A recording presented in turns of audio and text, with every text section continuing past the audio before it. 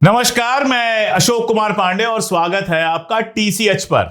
Indian express ने एक बहुत बड़ा खुलासा किया है जो बताता है कि एसआईआर कितनी जल्दीबाजी में पास किया गया है एसआईआर वाला ऑर्डर, और यह भी सवाल उठाता है कि एसआईआर का ऑर्डर चुनाव आयुक्त ने ही पास किया या फिर किसी और ने कर दिया या फिर कोई और उसमें दखल कर रहा है। बताया यह जा रहा है कि जो कमिश्नर संधू हैं, हमारे इलेक्शन कमिश्नर हैं संधू, आप तीन लोगों की तस्वीर देखते हैं जिसमें जो सरदार जी हैं संधू साहब, उन्होंने जब उनके पास फाइल पहुंची तो उन्होंने ये बात लिखी थी कि जो कमजोर लोग हैं, बूढ़े लोग हैं, गरीब लोग हैं, ऐसे लोग हैं जो फॉर्म वार्म बहुत ज्यादा नहीं भर सकते, उनको परेशान नहीं किया जाना चाहिए। पूरा सिस्टम ऐसा बनना चाहिए कि ऐसे लोग किसी भी तरीके से परेशान ना हो।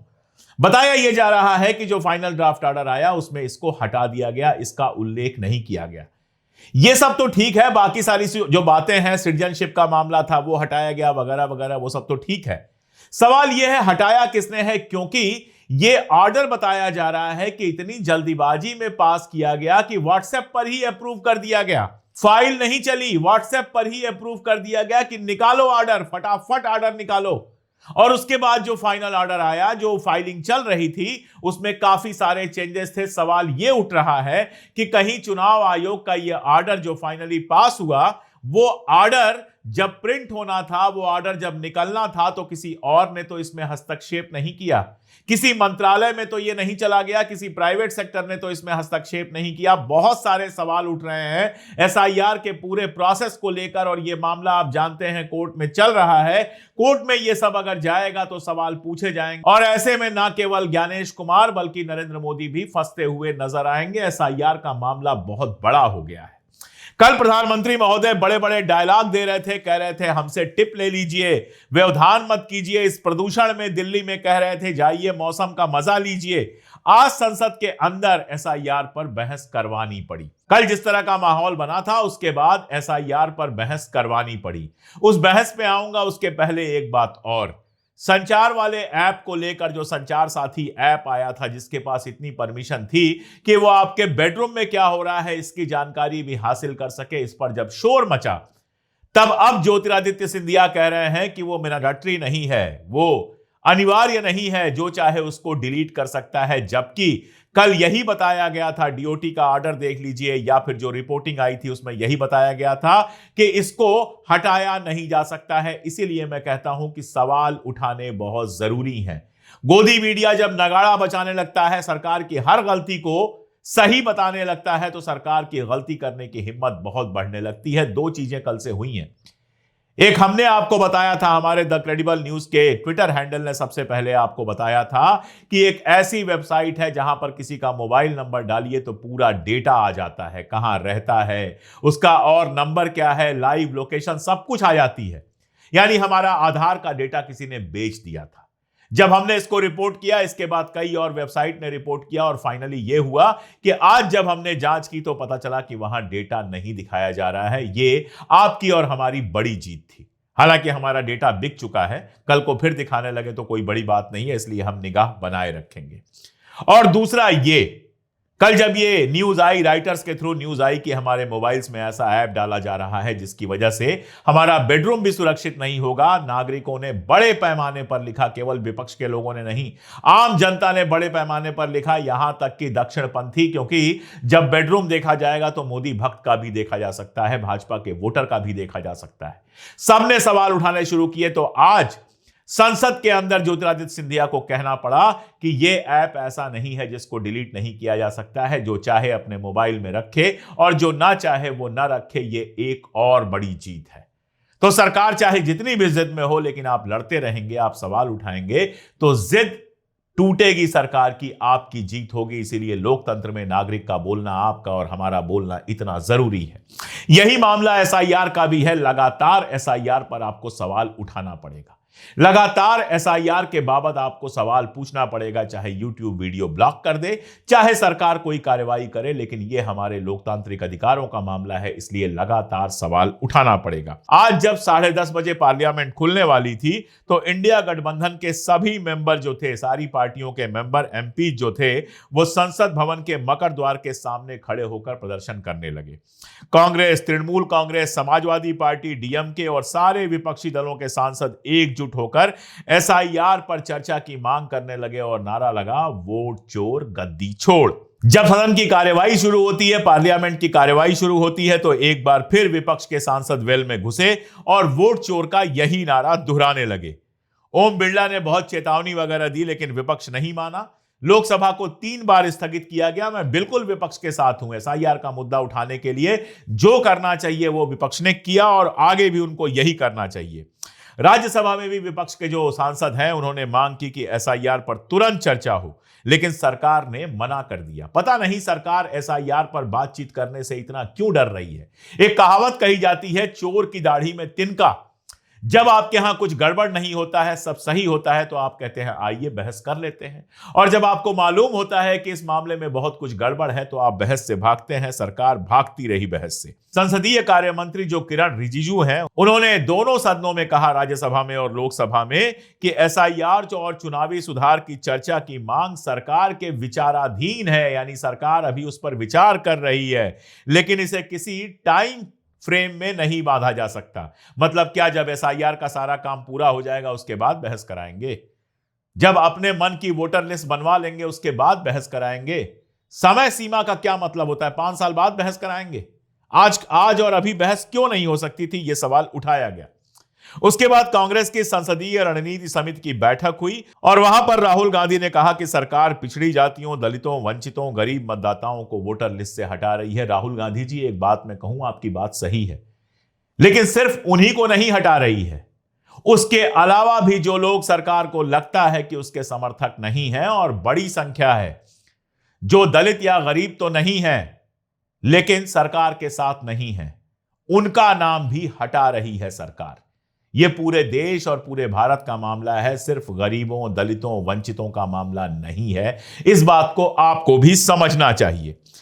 उन्होंने बीएलओ की मौत का मामला भी उठाया और मल्लिकार्जुन खड़गे ने भी कहा कि विपक्ष एसआईआर का मुद्दा उठा रहा है, लेकिन सरकार इस पर बात करने को तैयार नहीं है। मेरा एक सवाल आपसे है, सीधे आपसे, छोड़िए मोदी जी थोड़े मेरा सवाल सुनने आते हैं, आप मेरे दर्शक हैं, आप मेरे मित्र हैं, मैं आपसे बात करूंगा। आखिर मोदी सरकार एसआईआर पर बात करने से डर क्यों रही है? क्या डर है मोदी सरकार को? यह डर है कि विपक्ष एसआईआर के मामले पर सरकार को संसद के अंदर नंगा कर देगा और वो सब संसद की कार्यवाही में नोट होगा। इतिहास इस बात को पढ़ेगा कि मोदी सरकार कैसे चुनाव की पूरी प्रक्रिया को बर्बाद करना चाहती थी। या उसको यह डर है कि संसद की बहस जब बाहर आएगी तो जनता गुस्से में आ सकती है। या उसको यह डर है कि कहीं एसआईआर की प्रक्रिया बाधित ना हो जाए। सुप्रीम कोर्ट में पहले ही केस चल रहा है और सरकार की स्थिति बहुत अच्छी नहीं है सुप्रीम कोर्ट में। और अगर सुप्रीम कोर्ट से आदेश आया कि एसआईआर के चक्कर में चुनाव आयोग अपनी सीमाओं से बाहर जाकर काम कर रहा है, तो सुप्रीम कोर्ट से भी यह कैंसिल हो सकता है। लोकसभा में तो आपका बहुमत है, राज्यसभा में आपका बहुमत है, आपके पास समर्थन है 2 पार्टियों का, चंद्रबाबू नायडू का समर्थन है, नीतीश कुमार अब मुख्यमंत्री बन गए, उनका समर्थन है। फिर डर किस बात का है? बहस से क्यों भाग रहे हैं? यह सवाल मोदी जी से क्यों नहीं पूछा जाना चाहिए? वैसे सरकार के पास जवाब तो किसी चीज का नहीं होता है। एसआईआर पर तो वो बहस कराने को ही तैयार नहीं है, और जो सवाल पूछे जाते हैं उसका जवाब देख लीजिए आप।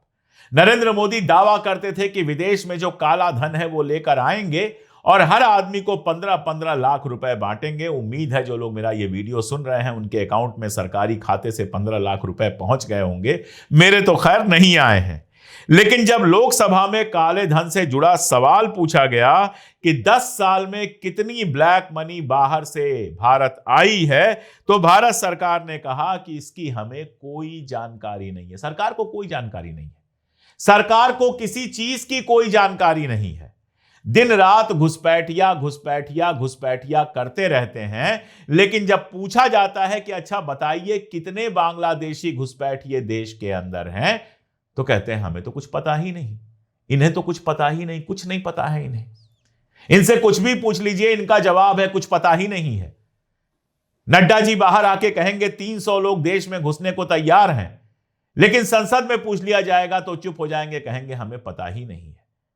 अमित शाह जी टुकड़े टुकड़े गैंग कहेंगे, लेकिन संसद में पूछा जाएगा टुकड़े टुकड़े गैंग है कौन, तो कहेंगे हमें तो पता ही नहीं है। यह पता नहीं सरकार है, जो पता नहीं कैसे बन जाती है, जो पता नहीं किसके वोट से बन जाती है। तो इसको यह पता नहीं है कि बाहर से कितना ब्लैक मनी भारत में लाया गया है। अरे जब लाया गया होता तब तो पता होता। हकीकत तो यह है कि बाहर ब्लैक मनी और बढ़ती जा रही है। इस सरकार को आपसे सारे कागज चाहिए, हर कागज आपका देखना है। इस सरकार को 25 रुपए खर्च कर रहे हैं वो भी देखना है, विदेश घूमने जा रहे हैं वहां कॉफी पी रहे हैं वो भी इस सरकार को देखना है। लेकिन जब इस सरकार से कुछ पूछेंगे वो आपको नहीं बताएंगी। इस सरकार ने बहुत ताकत लगा के आधार बनवाया, सबके लिए आधार अनिवार्य कर दिया, हर आदमी बेचारा आधार बनवाता है और उसके बाद आधार का डेटा बिक जाता है, पब्लिक में आ जाता है। कैसे आया सरकार को पता नहीं, किसने बेचा सरकार को पता नहीं, क्यों नहीं सुरक्षित है हमारा आधार का डेटा सरकार को पता नहीं। लेकिन अब उसको आपके बेडरूम का भी डेटा चाहिए और वो डेटा कल को डार्क वेब पे बिक जाए, आपके बेडरूम का जो आपका बेहद गोपनीय पल है वो पोर्नोग्राफिक साइट्स पर सारी दुनिया को दिखने लगे और आप सरकार से पूछें कि डेटा तो हमने आपको दिया था, दुनिया के पास कैसे पहुंच गया, तो सरकार कहेगी पता नहीं। यह पता नहीं सरकार लगातार चलती जा रही है, जिसको सिर्फ यह पता है कि चुनाव कैसे जीतना है। और एक सवाल है जो बेहद मजेदार है, वो भी मैं सोचता हूं आपसे शेयर कर ही दूं। ईडी को लेकर सवाल पूछा गया कि 2014 से लेकर 2019 तक ईडी ने केवल 791 केस दर्ज किए, लेकिन 2019 से लेकर 2020 से लेकर 25 तक ईडी ने 5521 केस दर्ज किए। इसमें सजा कितने लोगों को हुई सरकार ये नहीं कह पाई कि पता नहीं, लेकिन आप जानते हैं कि 5521 और 791 अगर जोड़ दीजिए तो 6300 से ऊपर हो जाता है और इसमें केवल 120 लोगों को सजा हुई है। बाकी केसेस किस तरह के लोगों पे हुए हैं? कोई सरकार बदल के, पार्टी बदल के इधर से उधर आ गया, किसी ने सरकार गिरा दी, कोई अच्छा खासा विरोधी था भक्त बन गया, कोई गोदी मीडिया का हिस्सा बन गया, किसी ने चंदा दे दिया और इस तरह से ईडी का जबरदस्त इस्तेमाल हुआ। और सुरक्षा की कंडीशन क्या है वो भी सरकार ने बता दी, बताना पड़ा, मजबूरी थी। सरकार ने यह माना कि भारत के हवाई अड्डों पर साइबर हमला हुआ था, इसका मतलब हमारे हवाई अड्डों का जो सिस्टम है वो सेफ नहीं है, उसको हैक किया गया था। विमानन मंत्री जो हैं उन्होंने बताया कि विमानों को गलत सिग्नल मिले। हुआ यह था कि दिखना चाहिए था रनवे और दिखने लगे हरे खेत। बड़ा एक्सीडेंट हो सकता था, लेकिन मैं सलाम करूंगा विमान कर्मियों को कि उनके चलते कोई एक्सीडेंट नहीं हुआ। सिर्फ यह हुआ कि 800 से ज्यादा जहाजों को लेट करना पड़ा क्योंकि हमारा सिस्टम हैंग कर गया था, हमारे सिस्टम को हैक कर दिया गया था। इस तरह से हमारी सरकार हमारे डेटा की सुरक्षा कर रही है और इस तरह से हमारी सरकार हमारी सुरक्षा कर रही है। कल के दिन अगर कुछ हो जाए एयरपोर्ट पे तो उसके लिए कौन जिम्मेदार होगा? जाहिर है नेहरू जिम्मेदार होंगे। नेहरू नहीं हो पाए तो इंदिरा गांधी जिम्मेदार हो जाएंगे, इंदिरा गांधी नहीं जिम्मेदार साबित हुई तो राजीव गांधी हो जाएंगे और अगर राजीव गांधी को भी जिम्मेदार नहीं ठहरा पाएंगे तो राहुल गांधी को ठहरा देंगे।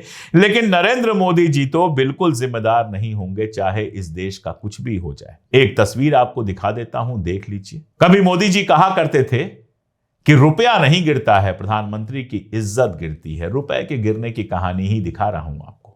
देखिए इसमें जवाहरलाल नेहरू के समय रुपया कहां था, लाल बहादुर शास्त्री जी के समय कहां था, इंदिरा जी के समय कहां था, राजीव जी के समय कहां था और अब इस देश के महान प्रधानमंत्री नरेंद्र मोदी के समय रुपया किस गड्ढे में चला गया है। अपनी आंख से देखिए और बताइए कि प्रधानमंत्री की इज्जत गई है कि नहीं। जब रुपया गड्ढे में जा रहा है, महंगाई आसमान में जा रही है, आपके डेटा को IMF C ग्रेड का कह दे रहा है, तो चुनाव जीतने के लिए क्या चाहिए? SIR चाहिए ताकि सारा सिस्टम ऐसा बन जाए कि कोई और चुनाव जीत ही ना पाए। इसलिए विपक्ष अगर सदन नहीं चलने दे रहा है, लगातार SIR के सवाल उठा रहा है, तो वो वही काम कर रहा है जो इस समय उसको करना चाहिए। जनता को उसके साथ खड़ा होना चाहिए अगर अपना लोकतंत्र बचाना है तो। आप बताइए, आप इस पर क्या सोचते हैं, कमेंट में बताइए हमें। कमेंट पढ़ता हूं मैं, कोशिश करता हूं उनका जवाब देने की। आप सब हमारे साथ जुड़ते हैं, वीडियोस देखते हैं, दोस्तों तक पहुंचाते हैं, चैनल सब्सक्राइब करते हैं, मेंबरशिप लेते हैं हमारी। इन सब के लिए मैं आपका बहुत बहुत आभारी हूं। आज के लिए इतना ही, बहुत शुक्रिया।